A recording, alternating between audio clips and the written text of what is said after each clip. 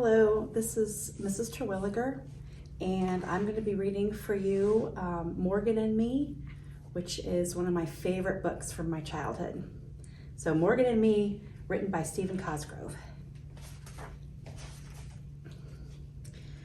Do you ever lie on your back and gaze at the sky, wishing you were something other than you are?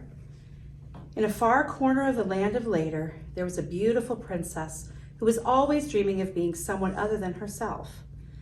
When her chores in the castle were to be done, she could be found lying on her back, dreaming of paupers, princesses, and dewdrops.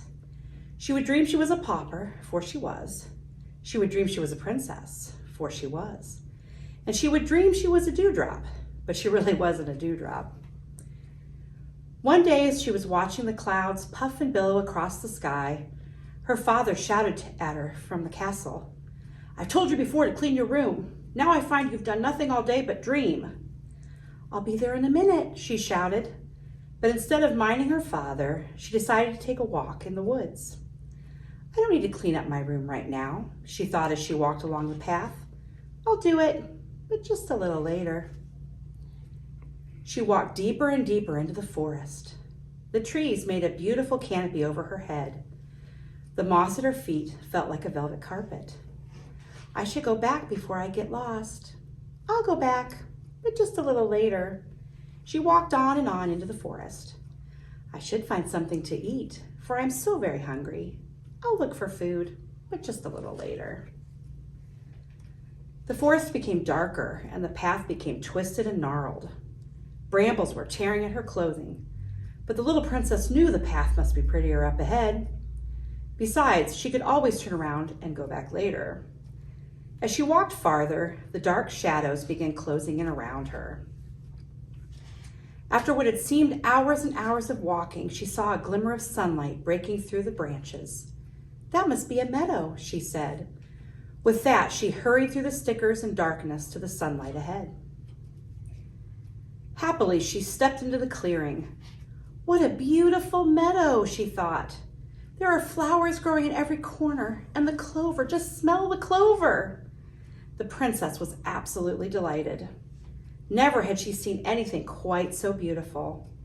She was still hungry, and she knew she had to go home, but she could always do that just a little later. She was having so much fun as she had run around the meadow nearly 4 times before she noticed a large shape leaning against a tree. She stopped and looked.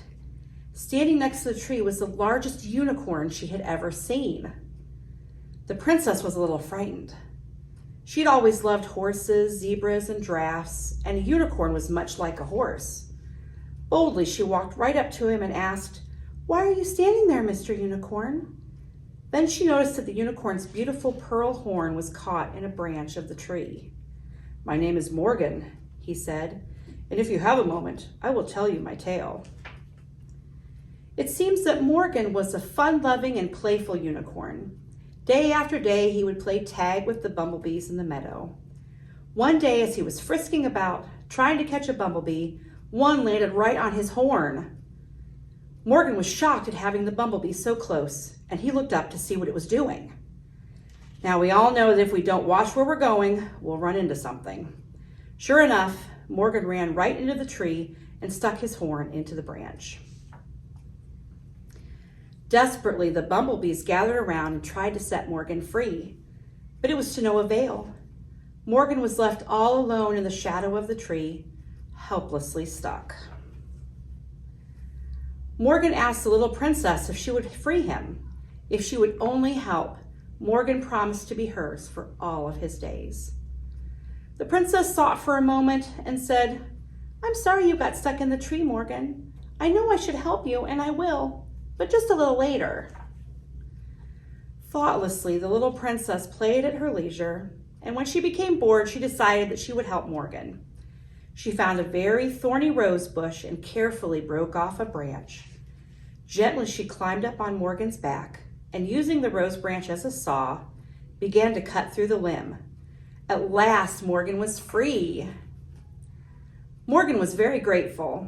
Even though the little princess had taken her time, Morgan followed her obediently through the clover. The little princess was having so much fun that she didn't see the lily pond in the middle of the meadow. Slipping on the bank, she fell headlong into the water. Coughing and spluttering, she crawled onto a lily pad and called to Morgan for help. Morgan tossed his mane, smiled a wise smile, and said, "I'm sorry you fell into the pond, princess. I know I should help you, and I will, but just a little later." "But I'll catch cold sitting on this lily pad," said the princess. "Won't you please help me now?" Sadly, the princess thought a moment. Then she remembered all the times that her father had asked her to clean her room, and she'd always put it off until later. She even knew how Morgan must have felt when she told him she'd help him later. With a tear in her eye and a lump in her throat, she said, "Morgan, I'm sorry for always living in the land of later. Please help me. I promise always to do what should be done now instead of just a little later." Morgan nodded his head and slowly lowered his great horn so the princess could climb from the water. Then and forever after, Morgan and the little princess were the closest of close friends. Now, when the princess and Morgan have finished all their chores, they lie upon the grass and dream of being something other than what they are. They dream of paupers, princesses, and dewdrops. And sometimes, just so he won't scare anybody, Morgan doesn't wear his horn. The end. Thank you for listening and have a wonderful evening.